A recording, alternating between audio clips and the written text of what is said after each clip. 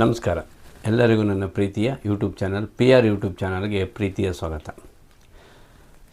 ನಿನ್ನೆ ಎಲೆಕ್ಷನ್ನು ಆರಂಭ ಆಯಿತು. ಪೈಪ್ಲೈನ್ಗೆ ಬಂದು ನಿಲ್ಲಿಸಿದೆ.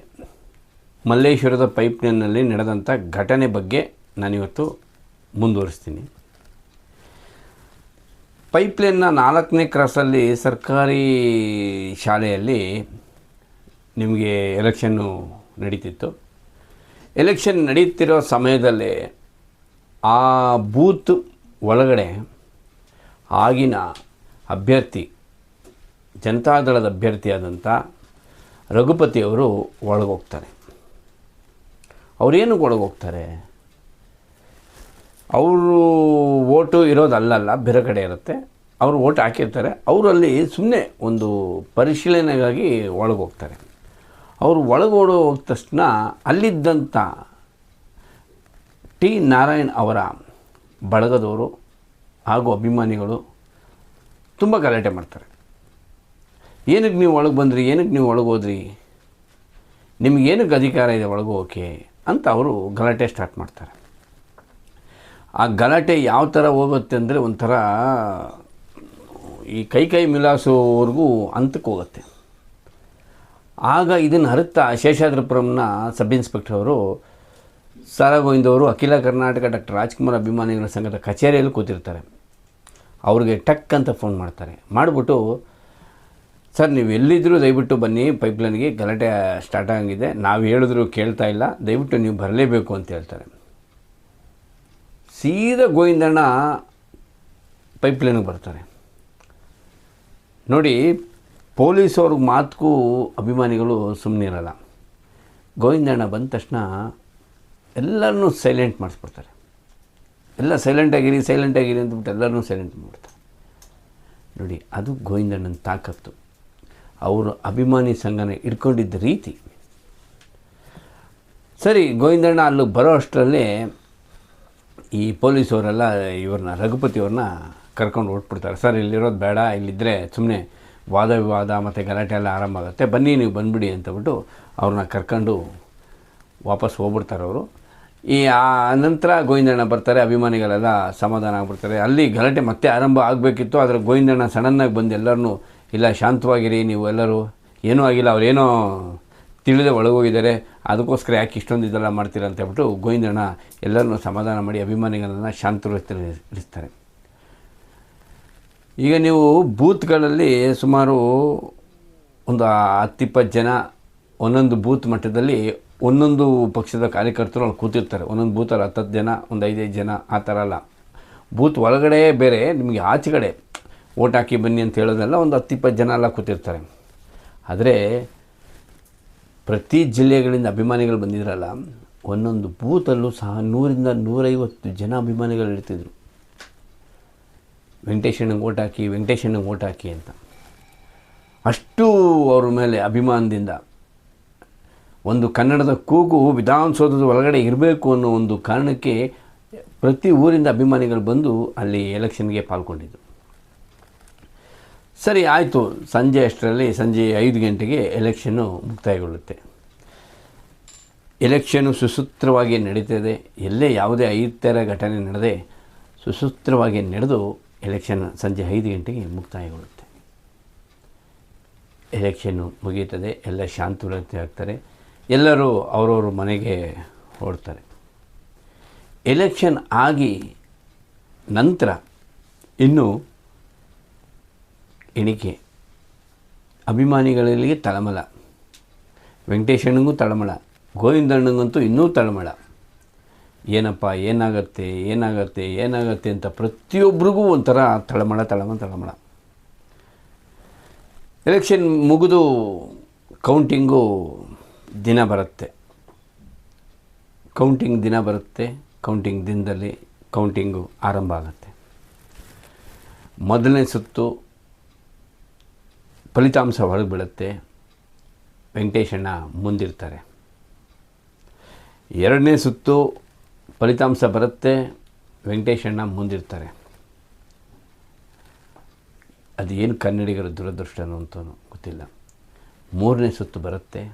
ವೆಂಕಟೇಶಣ್ಣ ಹಿಂದುಳಿತಾರೆ. ಅಲ್ಲಿಂದ ಅವರು ಹಿನ್ನಡೆ ಆರಂಭ ಆಗುತ್ತೆ ಮತ್ತು ಅವ್ರು ಮುನ್ನಡೆ ಬರೋದೇ ಇಲ್ಲ. ಎಲೆಕ್ಷನ್ನಲ್ಲಿ ಸೋತೋಗ್ತಾರೆ. ಅಭಿಮಾನಿಗಳ ಕಂಡ ಕನಸು, ಕನ್ನಡಿಗರ ಕಂಡ ಕನಸು, ಒಬ್ಬ ಅಣ್ಣವರ ಅಭಿಮಾನಿ ವಿಧಾನಸೌಧದಲ್ಲಿ ಒಳಗಡೆ ಇರಬೇಕು, ಇದ್ದು ಕನ್ನಡ ನಾಡು ನುಡಿಯ ವಿಚಾರದಲ್ಲಿ ಗಟ್ಟಿಯಾಗಿ ವಿಧಾನಸೌಧದಲ್ಲಿ ಮಾತಾಡುವಂಥ ಒಬ್ಬ ಕನ್ನಡದ ಅಭ್ಯರ್ಥಿ ಬೇಕು ಅಂತ ಆಸೆಪಟ್ಟು ಗೋವಿಂದಣ್ಣ ಹಾಗೂ ಇನ್ನಿತ್ತ ಎಲ್ಲ ಅಭಿಮಾನಿಗಳು ಮಾಡಿದಂಥ ಒಂದು ಪ್ರಯತ್ನಕ್ಕೆ ಮಲ್ಲೇಶ್ವರದಲ್ಲಿದ್ದಂಥ ಪರಭಾಷಿಕರು ಎಳ್ಳು ನೀರು ಬಿಡ್ತಾರೆ.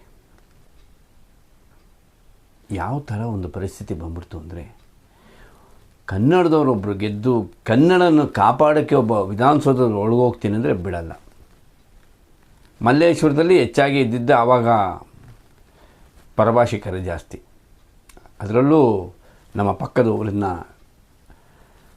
ಜನಗಳೇ ಜಾಸ್ತಿ ಇದ್ದಿದ್ದು. ಇದನ್ನು ಅರಿತ ಅಭಿಮಾನಿಗಳಿಗೆ ದುಃಖ ತಡೆಯಲಾಗಲ್ಲ.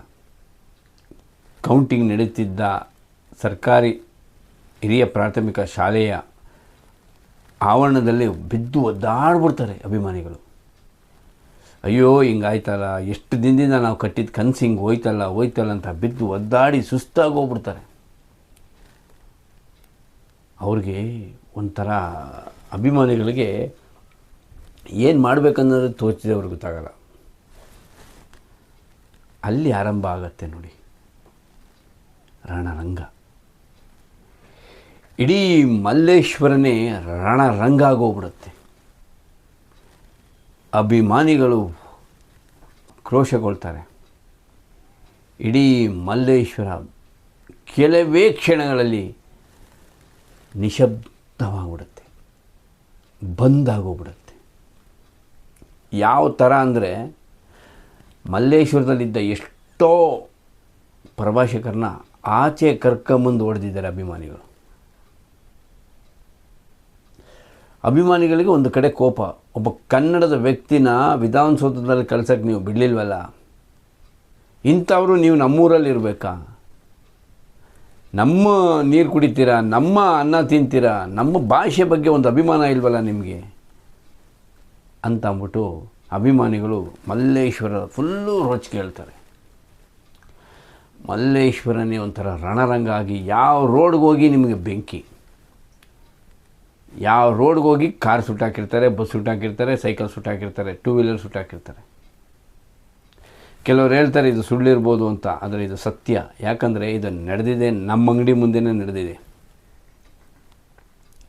ನಮ್ಮ ಅಂಗಡಿಯಿಂದನೇ ಎಷ್ಟೋ ಸೋಡಾ ಬಾಟ್ಲು ತೊಗೊಂಡೋಗಿ ಹೊಡೆದಿದ್ದಾರೆ. ಆವಾಗ ಟೊರಿನ ಬಾಟ್ಲು ಬರ್ತಿತ್ತು ನಿಮಗೆಲ್ಲ, ಕ್ರೇಟು, ಮರದ ಕ್ರೇಟಲ್ಲಿ ಟೊರಿನ ಬಾಟ್ಲು ಬರ್ತಿತ್ತು.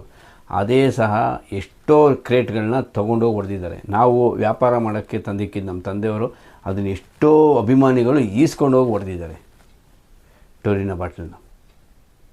ರಣರಂಗ ಆಗುತ್ತೆ ಬೆಂಗಳೂರು, ಮಲ್ಲೇಶ್ವರಂ. ಯಾವ ಥರ ಅಂದರೆ ನಿಮ್ಗೆ ಹೇಳೋಕ್ಕೆ ಆಗಲ್ಲ, ಆ ಥರ ರಣರಂಗ ಆಗುತ್ತೆ ಮಲ್ಲೇಶ್ವರಂ. ಈ ಏನಪ್ಪ, ಈ ಎಲೆಕ್ಷನ್ದು ಡ್ಯೂಟಿದು ಇರುತ್ತಲ್ಲ ನಿಮಗೆ, ಖರ್ಚು ವೆಚ್ಚಗಳದೆಲ್ಲ, ಅದನ್ನೆಲ್ಲ ಒಂದು ಕಡೆ ನೋಡ್ತಾ ಗೋವಿಂದಣ್ಣವರು ಸ್ವಲ್ಪ ದೂರದಲ್ಲಿರ್ತಾರೆ.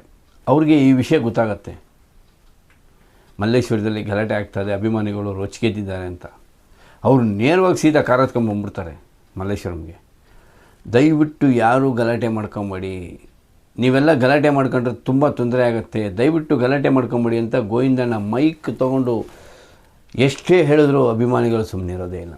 ಗೋವಿಂದಣ್ಣ ಪ್ರತಿ ರಸ್ತೆಗೂ ಹೋಗ್ತಾ ಇರ್ತಾರೆ, ದಯವಿಟ್ಟು ಯಾರು ಗಲಾಟೆ ಮಾಡಬೇಡಿ, ದಯವಿಟ್ಟು ಯಾರು ಗಲಾಟೆ ಮಾಡಬೇಡಿ, ನೀವು ಈ ಗಲಾಟೆ ಮಾಡಿದ್ರೆ ಇದು ಅಣ್ಣವ್ರಿಗೆ ಮಾಡಿದಂಥ ಅವಮಾನ, ದಯವಿಟ್ಟು ಯಾರು ಗಲಾಟೆ ಮಾಡಬೇಡಿ ಅಂತ ಪ್ರತಿ ರಸ್ತೆಯಲ್ಲೂ ಗೋವಿಂದಣ್ಣ ಹೋಗಿ ಹೇಳ್ತಾರೆ. ಜನಕ್ಕೆ ಕೇಳೋ ಮೂಡೇ ಇರಲ್ಲ ಅಭಿಮಾನಿಗಳಿಗೆ. ಅವರಿಗೆ ಒಂಥರ ದುಃಖ, ಏನಕ್ಕೆ ಹಿಂಗಾಯಿತು, ನಾವು ಕೇಳಿದ್ದೇನು, ಒಬ್ಬ ವ್ಯಕ್ತಿನ, ಕನ್ನಡದ ವ್ಯಕ್ತಿನ ವಿಧಾನಸೌಧದಲ್ಲಿ ಕೂಡಿಸ್ಬೇಕು ಅಷ್ಟೇ ನಾವು ಕೇಳಿದ್ದು, ಅದಕ್ಕೆ ಪರಭಾಷಿಕರು ಕಲ್ಲು ಹಾಕೋದ್ರಲ್ಲ ಅನ್ನೋ ಒಂಥರ ಮಂದ ಆಗ್ಬಿಟ್ಟು ಅಭಿಮಾನಿಗಳು ಫುಲ್ಲು ಮಲ್ಲೇಶ್ವರನ ರಣರಂಗ ಮಾಡಿಬಿಟ್ರು. ಹಾಗೆ ಗಲಾಟೆ ಆಗ್ತಾ ಆಗ್ತಾ ಸಂಜೆ ಆಗುತ್ತೆ. ಸಂಜೆ ಆದಾಗ ಎಲ್ಲ ಅವರವರು ಮನೆಗೆ ಹೋಗ್ಬಿಡ್ತಾರೆ. ಅಲ್ಲಿಗೆ ನಿಶಬ್ದವಾಗ್ಬಿಡುತ್ತೆ ಮಲ್ಲೇಶ್ವರಂ. 2 ದಿನ ಮಲ್ಲೇಶ್ವರಮ್ಮು ನಿಶಬ್ದ ಆಗತ್ತೆ ನೋಡಿ. ಆ ಗಲಾಟೆ ಆಯಿತು, ಅಲ್ಲಿಗೆ ತಣ್ಣಗಾಯಿತು. ತಣ್ಣಗಾದ್ಮೇಲೆ ಆ ವಿಷಯನ ಅಲ್ಲೇ ಬಿಟ್ಬಿಡ್ಬೋದಿತ್ತು. ಆ ಗಲಾಟೆ ವಿಷಯ ಮತ್ತು ಆ ಗಲಾಟೆಯಲ್ಲಿ ವಧೆ ತಿಂದವ್ರಿಗೆ ವಿಷಯ ಮತ್ತು ಅಲ್ಲಿ ಆದ ನಷ್ಟಗಳ ವಿಷಯನ ಅಲ್ಲೇ ಬಿಟ್ಬಿಡ್ಬೋದಿತ್ತು ಗೋವಿಂದಣ್ಣ ಆ ವಿಷಯನ ಅಲ್ಲೇ ಬಿಡಲಿಲ್ಲ. ಅವರು ಮಾರನೇ ದಿನ ಮಲ್ಲೇಶ್ವರಕ್ಕೆ ಬಂದು ಅಲ್ಲಿ ಯಾರ್ಯಾರು ತೊಂದರೆ ಆಗಿದೆ ಅವ್ರಿಗೆಲ್ಲರಿಗೂ ಸಾಂತ್ವನ ಹೇಳಿ, ಯಾರ್ಯಾರಿಗೆ ತೊಂದರೆ ಆಗಿದೆ ಅವ್ರ ಕೈಲಿಂದ ಆದಷ್ಟು ಸಹಾಯ ಅವ್ರು ಮಾಡಿದ್ರು. ಇದಕ್ಕೆ ಸಾಕ್ಷಿ ನಮ್ಮ ಅಂಗಡಿನೇ. ನಮ್ಮ ಅಂಗಡಿಗೆ ಇದ್ದ ಸೋಡಾ ಬಾಟ್ಲನ್ನ ತೊಗೊಂಡು ಎಲ್ಲ ಹೊಡೆದ್ರಲ್ಲ, ಗೋವಿಂದಣ್ಣ ನಮ್ಮ ತಂದೆ ಹತ್ರ ಬಂದು, ಏನು ಸ್ವಾಮಿ ಏನಾಗಿದೆ, ಏನಾದ್ರು ತೊಂದರೆ ಆಗಿದೆಯಾ ಏನು ಹಂಗೆ ಅಂತೆಲ್ಲ ಮಾತಾಡಿ, ಆಗಿನ ಕಾಲಕ್ಕೆ ಅದು ಎಷ್ಟೋ ಅಮೌಂಟು, ಸ್ವಲ್ಪ ಅಮೌಂಟನ್ನ ಕೊಡೋಕೆ ಬಂದರು. ನಮ್ಮ ತಂದೆಯವ್ರು ತೊಗೊಂಡಿಲ್ಲ. ಇಲ್ಲ ಬೇಡ ಏನು ಪರವಾಗಿಲ್ಲ, ಅದು ಹಳೆ ಬಾಟ್ಲುಗಳು ಹಂಗೆ ಹಿಂಗೆ ಅಂತೇಳ್ಬಿಟ್ಟು ಅದನ್ನ ಆ ವಿಷಯನ ಅಲ್ಲಿಗೆ ನಿಲ್ಲಿಸಿದ್ರು. ಹೀಗೆ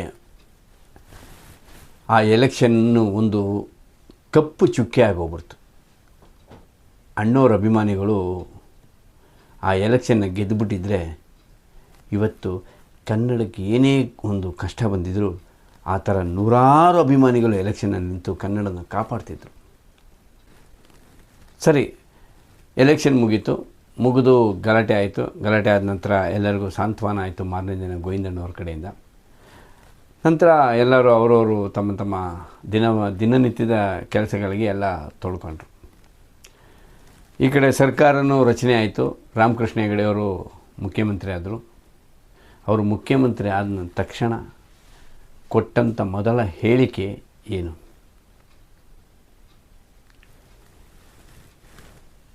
ಡಾಕ್ಟರ್ ರಾಜ್ಕುಮಾರ್ ಅಭಿಮಾನಿಗಳಿಗೆ ಕಂಡಲ್ಲಿ ಗುಂಡು. ರಾಮಕೃಷ್ಣ ಹೆಗಡೆ ಕೊಟ್ಟಂಥ ಮೊದಲ ಹೇಳಿಕೆ, ಡಾಕ್ಟರ್ ರಾಜ್ಕುಮಾರ್ ಅಭಿಮಾನಿಗಳಲ್ಲಿ ಕಂಡಲ್ಲಿ ಗುಂಡು. ಏನದು ಕಂಡಲ್ಲಿ ಗುಂಡು? ಬನ್ನಿ, ಈ ವಿಷಯನ ನಾನು ನಿಮಗೆ ನಾಳಿನ ಎಪಿಸೋಡಲ್ಲಿ ತಿಳಿಸ್ತೀನಿ. ಈ ವಿಡಿಯೋ ನಿಮ್ಗೆ ಇಷ್ಟ ಆಗಿದರೆ ದಯವಿಟ್ಟು ನನ್ನ ಚಾನಲ್ನ ಸಬ್ಸ್ಕ್ರೈಬ್ ಮಾಡಿ, ಶೇರ್ ಮಾಡಿ, ಕಮೆಂಟ್ ಮಾಡಿ, ಲೈಕ್ ಮಾಡಿ. ನಿಮ್ಮ ಅಭಿಪ್ರಾಯ ಏನೇ ಇದ್ದರೂ ನನಗೆ ತಿಳಿಸಿ. ಸಿರಿಗನ್ನಡಂ ಗೆಲ್ಗೆ, ಸಿರಿಗನ್ನಡಂ ಬಾಳ್ಗೆ. ಜೈ ಕರ್ನಾಟಕ ಮಾತೆ. ನಮಸ್ಕಾರ.